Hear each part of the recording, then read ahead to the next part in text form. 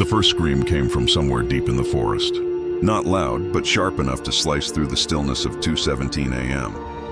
Inside the cabin, every clock had stopped. Not broken, just paused. Ethan sat upright on the couch, his breath frosting in the dark. The fire had died an hour ago, yet the air reeked of smoke, like something was still burning outside. He could hear the creak of wood settling, the faint drip of water from the roof.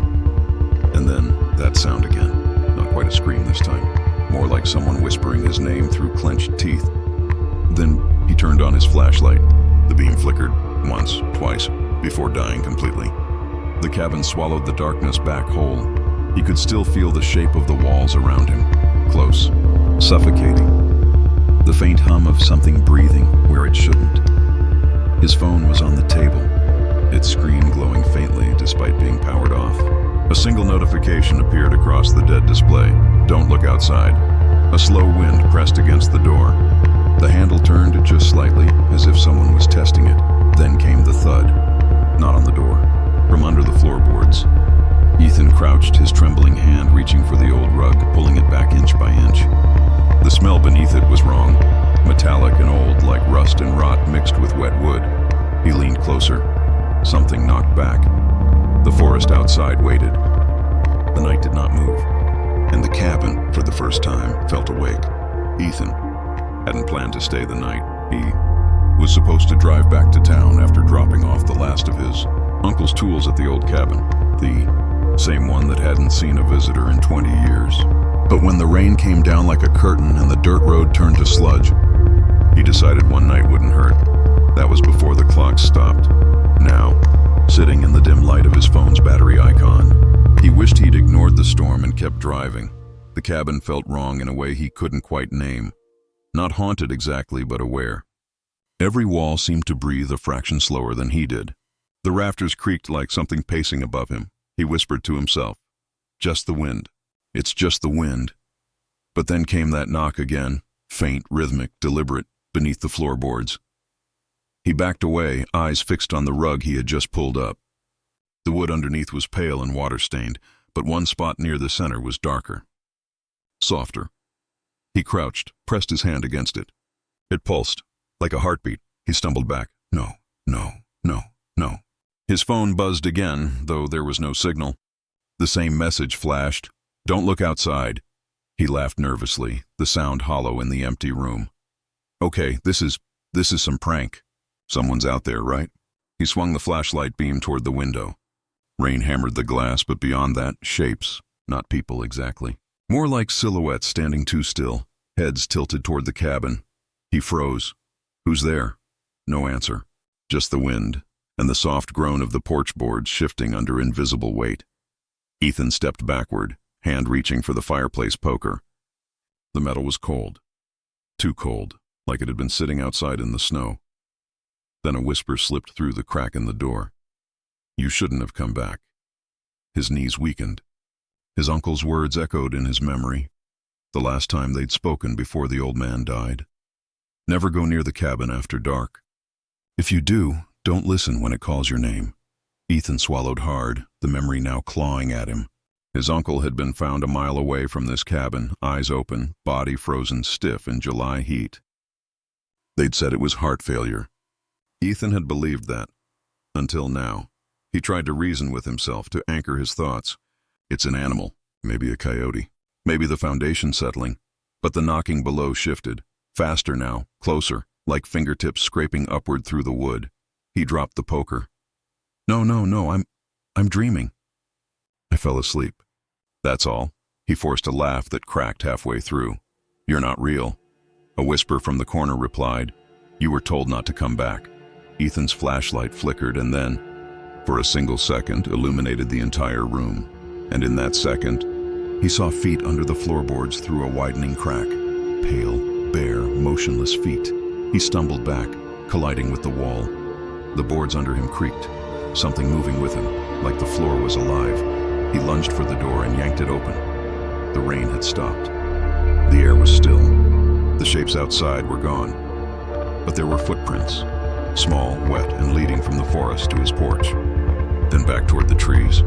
Then back again, like something couldn't decide if it wanted to leave. Ethan stepped outside, phone light trembling in his hand.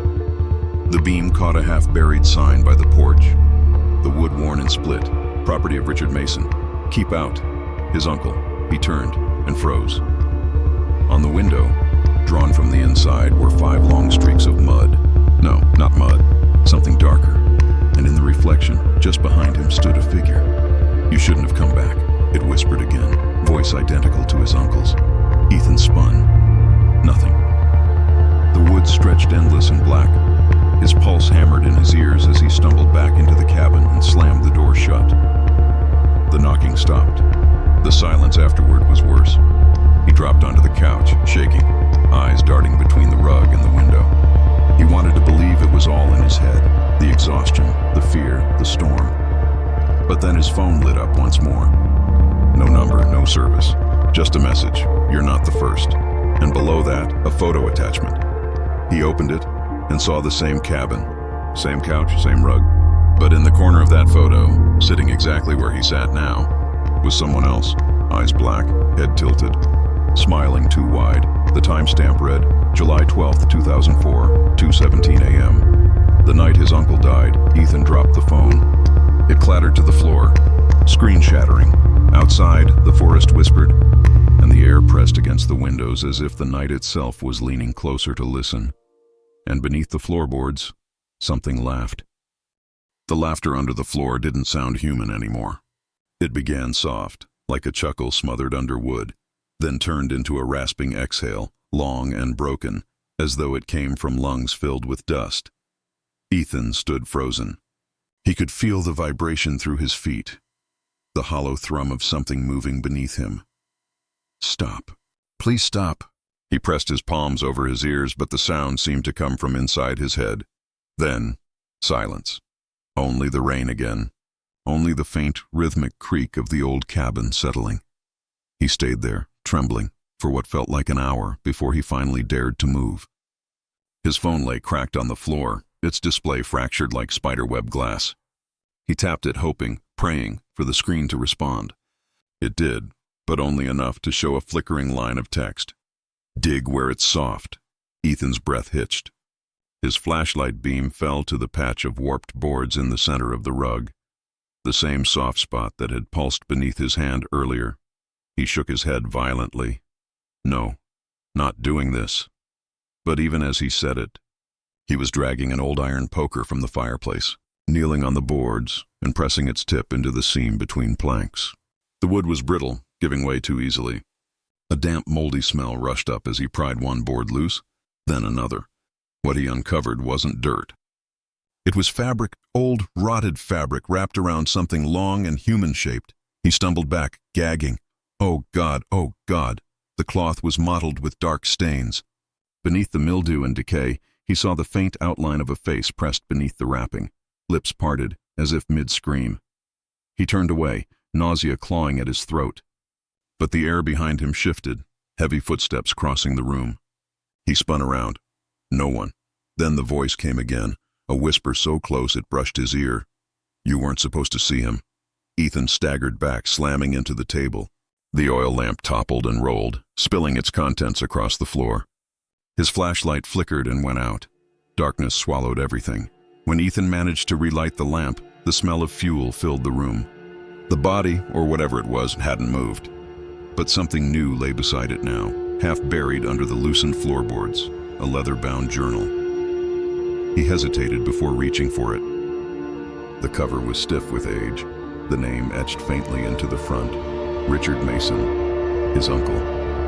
Ethan's shaking fingers flipped through brittle pages. The handwriting was frantic, sentences carved deep into the paper. "The thing in the floor isn't dead. It remembers. It waits for someone to open the door again. It came from the well before the cabin was built. Voices in the wood. It feeds on whoever listens." Ethan's stomach turned.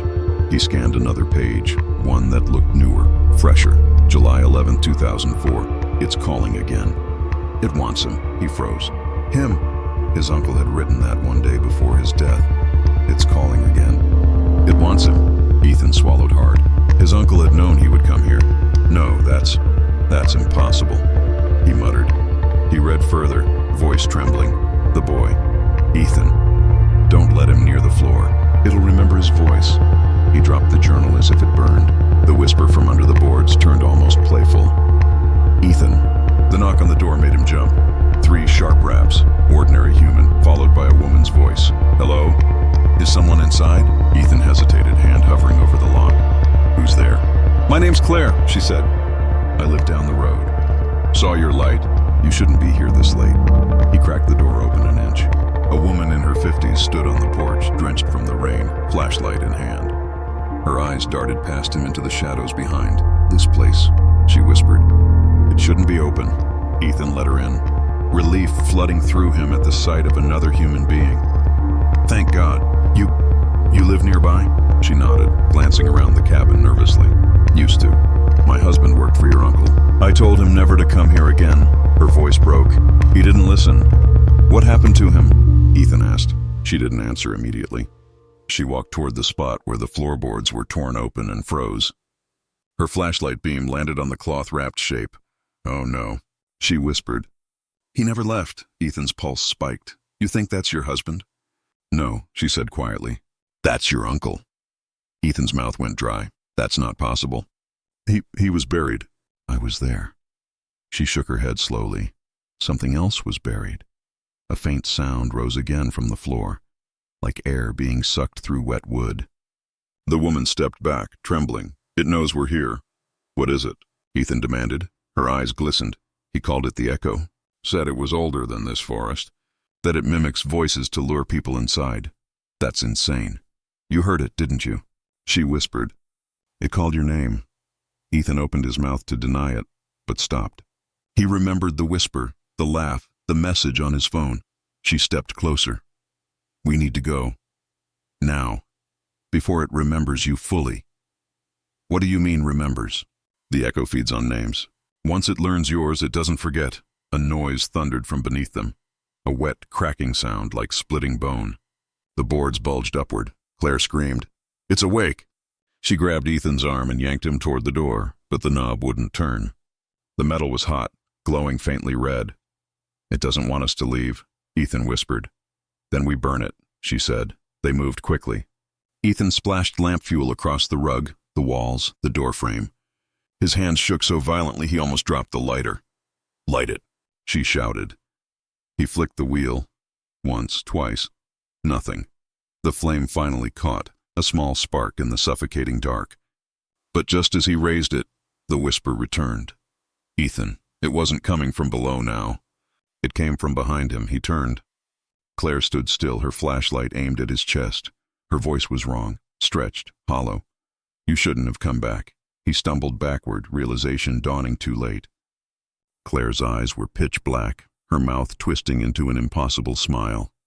Her voice layered, one human, one ancient, as she whispered, We remember you. The lighter slipped from his hand. The flame hit the floor, igniting the spilled fuel. Fire roared across the boards, bright and violent. The figure that had been Claire didn't scream. It simply dissolved, like smoke folding into itself. As the fire spread, Ethan ran, choking on fumes, and crashed through the back door. Rain hit him like needles, extinguishing embers as he fell into the mud. Behind him, the cabin burned, but the laughter didn't stop. It rose with the flames, circling through the trees, deeper and deeper into the night. He ran until his lungs felt like they were tearing. When he finally stopped, he found himself by the old well, a circle of stone half swallowed by roots. The cover had been ripped away. The air that rose from it was cold and metallic. Inside the well, something moved. He leaned over the edge, the rain whispering around him. His flashlight beam caught something pale below, a face. His uncle's face, eyes open, mouth moving. Help me, it said. Ethan's heart broke in two directions, terror and guilt fighting for space. He reached down instinctively and then stopped. The voice changed. Help me, Ethan. He stepped back. No, you left me here. The face twisted, the skin melting away into darkness. A hand shot up from the well, long fingers stretching too far, gripping his wrist. He screamed, You're one of us now! The voice hissed. He wrenched free and ran blindly through the forest. Behind him, the fire hissed out as if swallowed whole. The rain stopped. The woods went silent again. Only one sound followed him. The slow, deliberate knock of something tapping on trees as he fled. When he reached the dirt road, dawn was breaking. The sky was bruised purple. He collapsed beside his truck, mud streaking his face, chest heaving. He glanced back once. The forest looked empty, peaceful, as though nothing had ever happened. Then his phone buzzed. Cracked, soaked, but somehow still alive, a new message appeared. It's still hungry. And below it, a map pin, pulsing red, leading straight back to the cabin. Ethan sat in his truck, drenched and shaking, watching the sun rise through a mist that didn't feel natural. It was colorless, like the world had forgotten how to warm itself. The cracked phone still pulsed in his hand.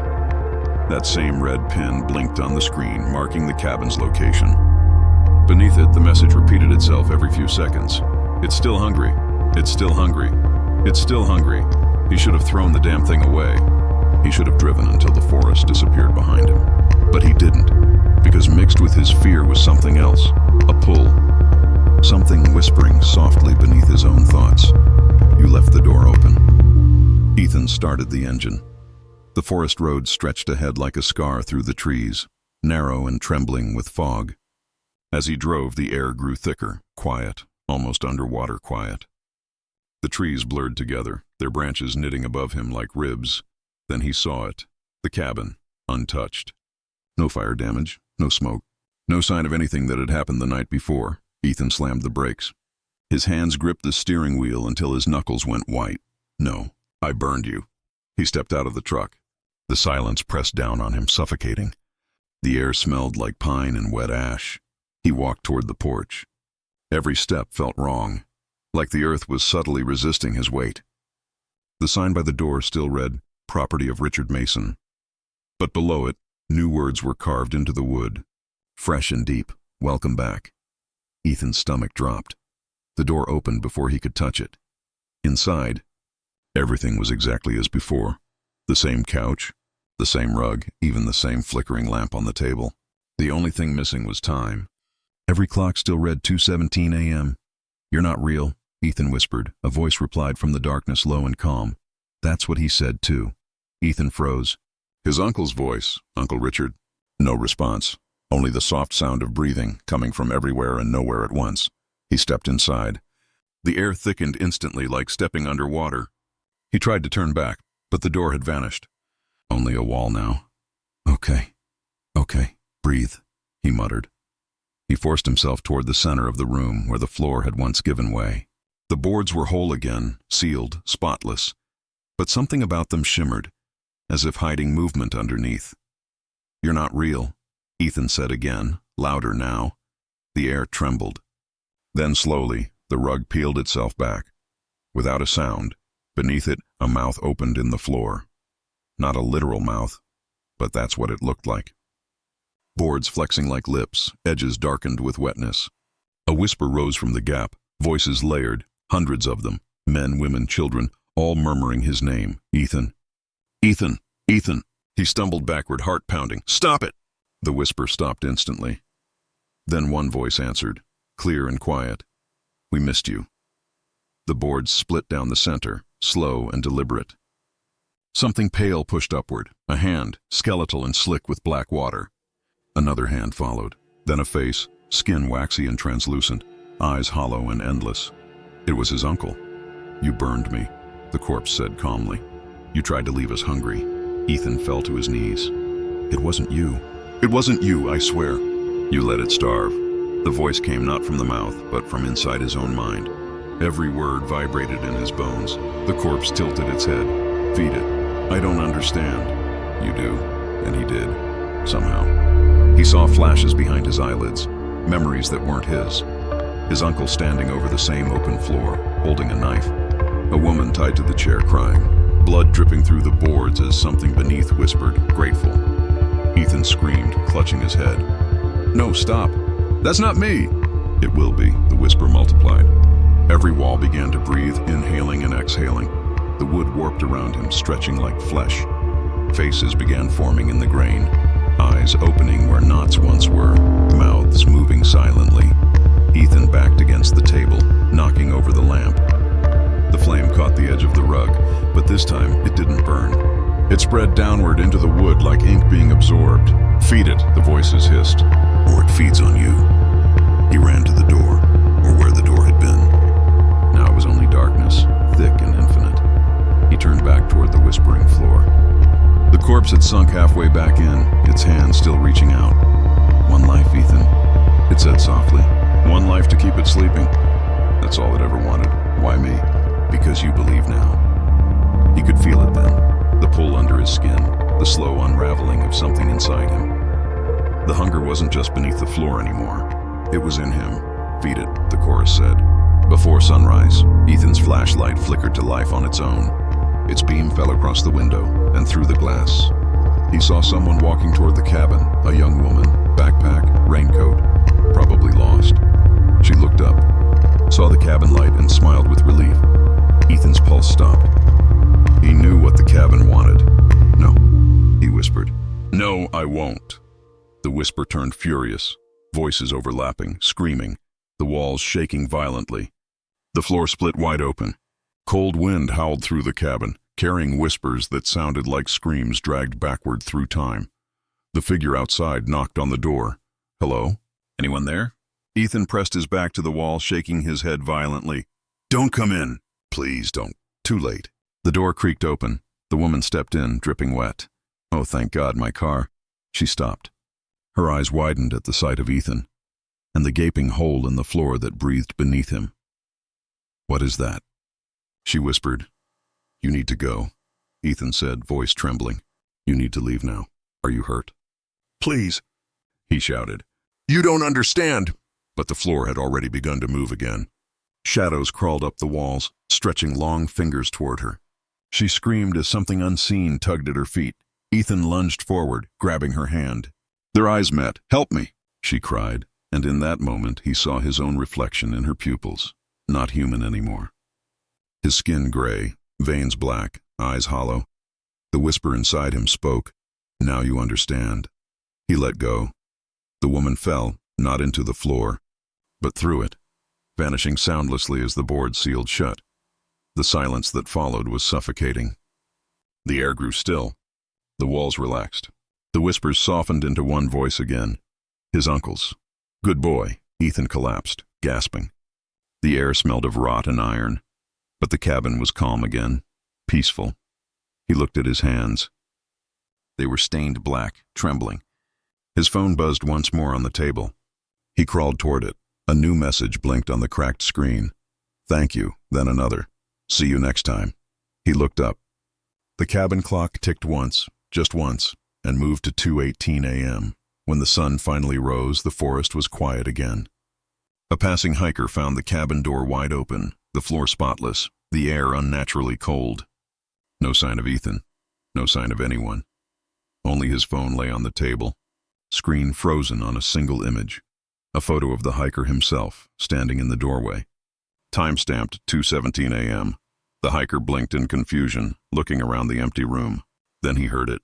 A faint tapping from beneath the floorboards. Knock. "Knock, knock, hello?" he called. Silence. Then, very softly, a voice that didn't sound like his own whispered back, "Come inside."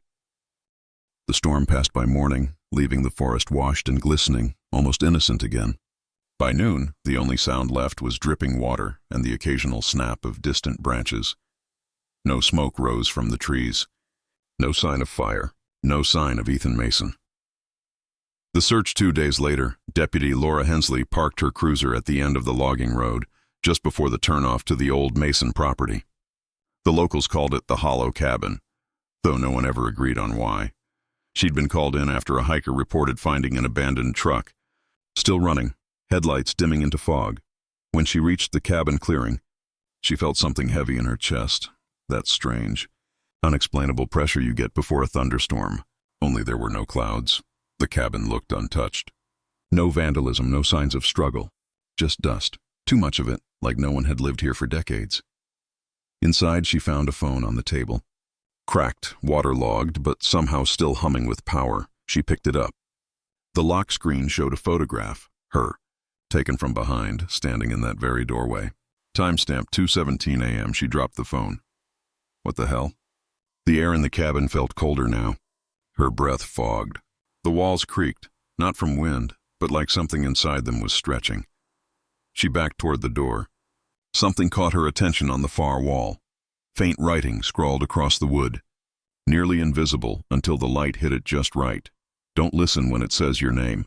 The handwriting was frantic, carved deep as if written by someone who'd run out of time. The town that night. In the diner at the edge of town, the locals talked in hushed tones about that cabin again. A farmer claimed his grandfather had warned people about it for years. Said the land was hollow, that sound didn't travel right there, that even birds avoided it. A woman at the counter added softly, "They say the cabin calls people. Not everyone, just the ones who hear their name in the wind." Someone laughed nervously. "Urban legends, that's all." But the laughter died quickly. Everyone knew someone who'd disappeared up there. The returned Deputy Hensley didn't sleep. She kept replaying the photo, her own back turned, her own silhouette framed in that doorway. At exactly 2:17 a.m., her phone buzzed, no caller ID, just a voice. "Laura." She froze. "Who is this?" Silence. Then faintly, "And help me." The voice was male, soft, cracked. "Ethan Mason?" She whispered. The line hissed, then died. She drove back to the cabin before dawn. The road looked different this time. Longer, the trees closer. When she arrived, the door was already open. The air inside was still. The table, the phone, the walls, all gone. Only the floor remained, blackened as if scorched. In the center, one plank had been pried loose again. She knelt beside it. The space below looked deep, impossibly deep. Her radio crackled. "Hensley, you copy?" She hesitated, then whispered, "I hear something." Static again. "Say again?" "It's a voice." Laura stepped away from the cabin, but she didn't, because the voice from below said her name again, gently, almost pleadingly. "Laura, it's dark down here." She blinked, tears pricking her eyes. "Ethan, please, help me." The voice was weaker now, breaking apart like wet paper. "I can't breathe." "Help me." Her hand hovered over the gap. She could feel the cold air rising through it, carrying the smell of rust and river stones. "Hold on," she whispered. "I'm coming." She reached down, and the floorboards slammed shut. The aftermath: 3 weeks later, the sheriff's department closed the case. Official report: Deputy Laura Hensley, missing in action. Last seen investigating Mason property. The cabin was condemned. The road gated off. Locals stopped driving near it altogether. Even the wind seemed to avoid that path. But on certain nights, the cold, still ones, the power lines along the highway would hum faintly at 2:17 a.m., as if something alive was traveling through them. And sometimes, travelers who stopped for gas nearby would swear they'd gotten strange notifications on their phones. Blurry photos of cabins, faces behind glass, messages with no number attached. One text in particular kept appearing to people passing through. "It's still hungry." The echo continues months past. The forest began to grow over the path again, swallowing the trail to the Mason property. But the cabin remained, waiting. Inside, the air shimmered faintly, like the reflection of heat, though the room was freezing. The clock on the wall, cracked but unbroken, ticked once. 2:17 a.m. The rug lifted slightly, as if something beneath was breathing again. A faint voice echoed up through the boards. Not Ethan's this time. Not Laura's, a new one. Young, confused, curious. "Hello? Is someone here?" The cabin whispered back, all the voices merging into one soft answer. "Come inside." The door opened on its own. Epilogue. A year later. An article appeared in a true crime magazine titled, "The Mason Cabin Disappearances, Fact or Folklore?" The journalist who wrote it described strange inconsistencies, police records that vanished, GPS data that looped endlessly, and photos that showed no cabin at all where the property should have been. The final paragraph read, "They say if you drive past the old woods on a moonless night and stop your car, you can still see a faint light through the trees, a cabin lamp burning in a house that shouldn't exist. And if you listen closely enough, you might hear your own name whispering back at you." 7. The final image: somewhere in the dark, beneath rotting wood and soil and stone, 100 eyes blink open. They stare upward. Voices overlap, broken and fading. It's not over. He fed us. We remember. And above, in the still cabin air, Ethan's phone lights up one last time. One new message. "No sender. See you soon." The screen flickers. The light fades. Silence. The cabin waits.